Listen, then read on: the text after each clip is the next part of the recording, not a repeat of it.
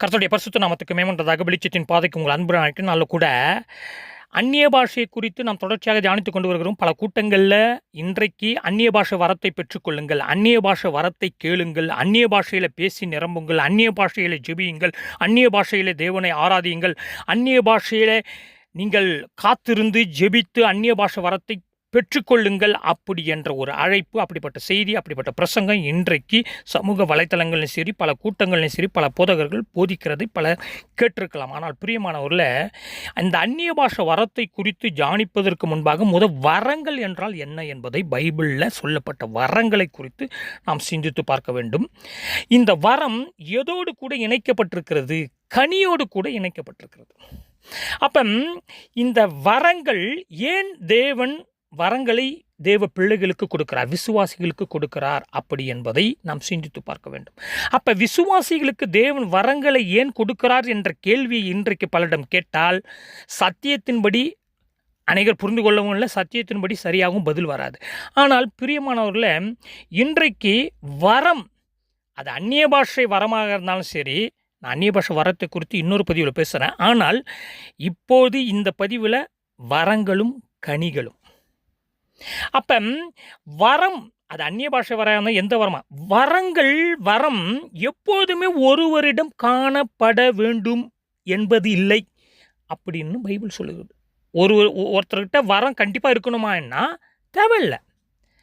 1 கொரிந்தியர் 13ஆம் அதிகாரம் 8-13 வரை வாசிச்சு பாருங்க. ஆனால் பைபிள் தெளிவாக கட்டளை கொடுக்கிறது, தெளிவாக போதிக்கிறது, ஒவ்வொரு விசுவாசியிடம் அனைத்து கனியும் காணப்பட வேண்டும். இந்த போதகர்கிட்ட, பாஸ்டர்கிட்ட, விசுவாசிகிட்ட, எந்த சபை எந்த பிரிவாக இருந்தாலும் சரி, அனைத்து கனியும் காணப்பட வேண்டும். கலாத்தியர் 5:22 வாசித்து பாருங்கள். கனியை குறித்து இன்னொரு நாளைக்கு நம்ம சிந்திக்கலாம். எல்லா சூழலிலும் நல்லா புரிஞ்சுங்க, எல்லா சூழ்நிலையிலும் எல்லா சந்தர்ப்பங்களிலும் ஒவ்வொரு விசுவாசியிடம் கனி காணப்பட வேண்டும். கனி வாழ்வுடன், நம்முடைய அன்றாட வாழ்வுடன் தொடர்பு உள்ளது என்று கலாத்தியர் 5:22-23 நம்ம வாசிக்கிறோம்.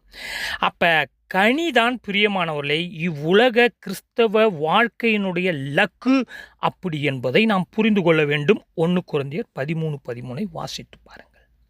அப்போ வரங்களை கொடுத்து தேவன் எதை எதிர்பார்க்கிறாருன்னா கனியை எதிர்பார்க்கிறாரு.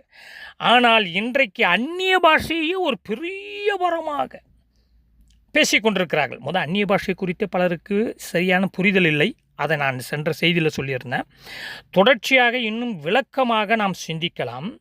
அப்போ இன்றைக்கு தேவன் வரங்களை ஏன் கொடுக்கிறார் என்ற கனியை எதிர்பார்க்கிறாரு. ஆனால் கனி இல்லாத வரங்கள் எதற்கும் பிரயோஜனம் இல்லை என்று பைபிள் தெளிவாக சொல்கிறது. அப்போ அந்நிய பாஷை, அக்கினி, அபிஷேகம் என்று வரங்களை பற்றி சரியான ஒரு புரிதல் இல்லாமல் இன்று அநேகர் யூடியூப்பில், இதுக்கு முன்னால் சிடி வீடியோ, இப்போ யூடியூப் ஃப்ரீயாக வந்ததுனால பலர் என்ன செய்கிறாங்கன்னு சொன்னால் புரட்டி கொண்டிருக்கிறாங்க இந்த சப்ஜெக்டை வைத்து கொண்டு.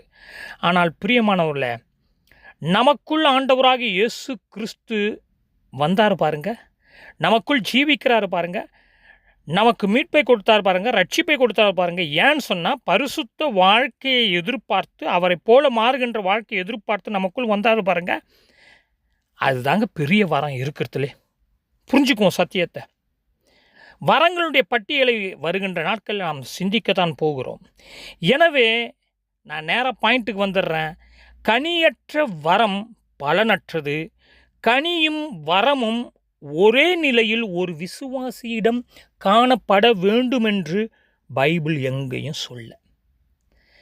வரம் இருக்கிறவங்ககிட்ட கனி இல்லாமலும் போகிறது. வரம் இல்லைன்னா பிரச்சனை இல்லை, ஆனால் கனி இல்லைன்னா தான் பெரிய பிரச்சனை பைபிளில்.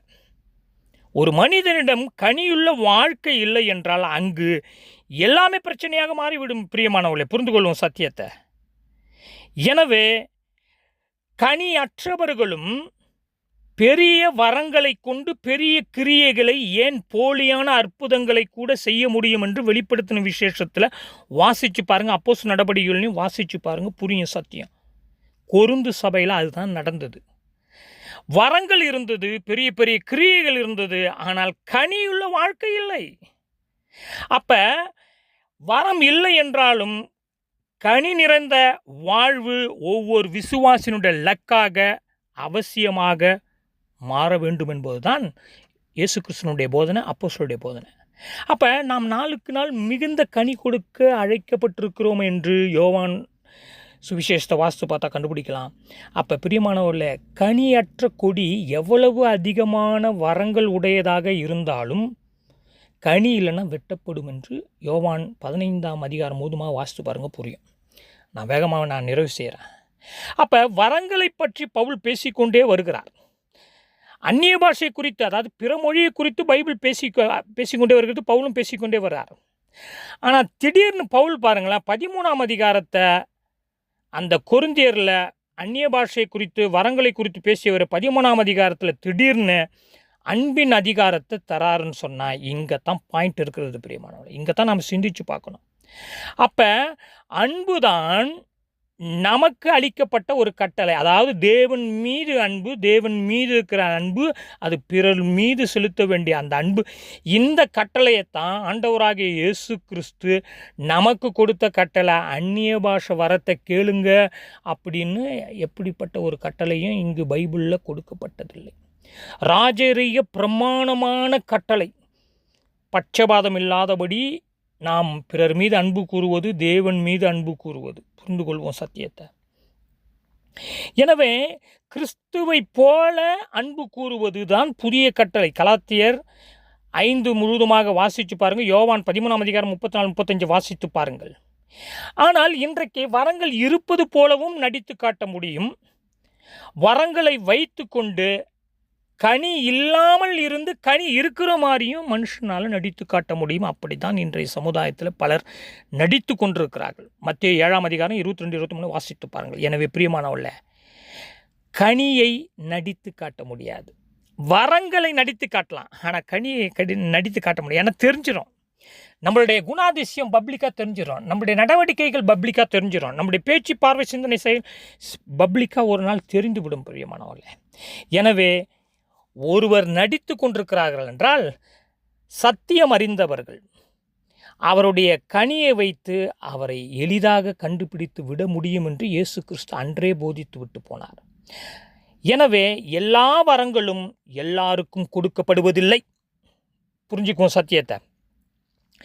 சில வரங்கள் சில விசுவாசிகளுக்கு இருக்கலாம், ஆனால் வரங்களே இல்லாமலும் இருக்கலாம். அதனால் உங்களுக்கும் பிரச்சனை இல்லை, எனக்கும் பிரச்சனை இல்லை. ஆனால் உங்களுக்கும் சரி எனக்கும் சரி கனி இல்லை என்றால் கிறிஸ்துவ வாழ்க்கையில் எல்லாமே பூஜ்ஜியமாக போய்விடும், எல்லாமே நஷ்டமாக போய்விடும் பிரியமானவர்களே. அதனால் தான் பைபிள் தெளிவாக சொல்லுகிறது. யோவான் ஸ்நானகன் தெளிவாக ஆரம்பிக்கிறார், இயேசு கிறிஸ்து தெளிவாக ஆரம்பிக்கிறார், பவுலும் தெளிவாக ஆரம்பிக்கிறார், அப்போஸ்தலரும் தெளிவாக சொல்லுகிறார்கள். நல்ல கனி கொடாத மரமெல்லாம் வெட்டுண்டு அக்னியிலே போடப்படும் என்ற செய்தி முதல்ல புதிய ஏற்பாட்டில் தீர்க்கதரிசியாகிய யோவான் ஸ்நானகரிடமிருந்து வருகிறது. மனந்திரும்புதலுக்கு ஏற்ற கனிகளை கொடுங்கள் என்ற செய்தியும் வருகிறது. இயேசு கிறிஸ்து என்ன சொன்னார் என்று பார்ப்போமானால் அது அதைவிட இன்னும் ஆழமாக இருக்கிறது பிரியமானாலே. அவர்களுடைய கனிகளாலே அவர்களை அறிவீர்கள் என்று சொல்லுகிறார். மிகுந்த கனிகளை கொடுங்கள் என்று சொல்லுகிறார். மிகுந்த அந்நிய பாஷை பிற மொழிகளை பேசுங்கள் என்று சொல்லவில்லை. புரிஞ்சுக்குவோம் நீங்கள் நானும் சத்தியத்தை.